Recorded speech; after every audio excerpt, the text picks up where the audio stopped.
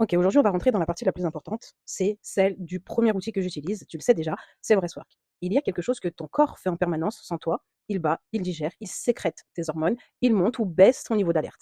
Tout ça, c'est ton système nerveux autonome. Autonome parce qu'il fonctionne sans ton accord. Tu ne peux pas décider consciemment de ralentir ton cœur.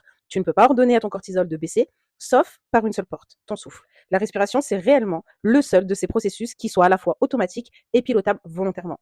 C'est ta seule télécommande directe sur un système qui est censé t'échapper. Et c'est exactement pour ça que ma méthode commence toujours par une séance de breathwork.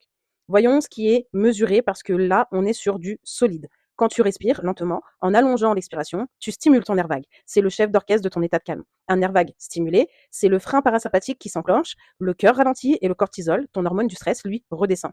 Concrètement, moins de réactivité, moins de cette tension de fond que tu peux porter sans même la sentir. Ton souffle agit aussi sur ton cerveau électrique. Avec une respiration travaillée, les ondes rapides de surchauffe mental, donc la rumination, le mental qui tourne aux boucles par exemple, vont diminuer et des ondes plus lentes, les ondes θ, vont prendre le relais. Tu n'es plus tout à fait en veille agitée et tu n'es pas encore dans le sommeil. C'est une région profonde liée au bien-être et à l'atténuation de la douleur. La zone PAG, par exemple, qui elle va s'activer. Et ta capacité à sentir l'intérieur de ton corps va, elle, s'affiner. On appelle ça l'interoception. Tu ressentiras moins de flou, moins de chaos, plus de clarté sur ce que tu ressens vraiment.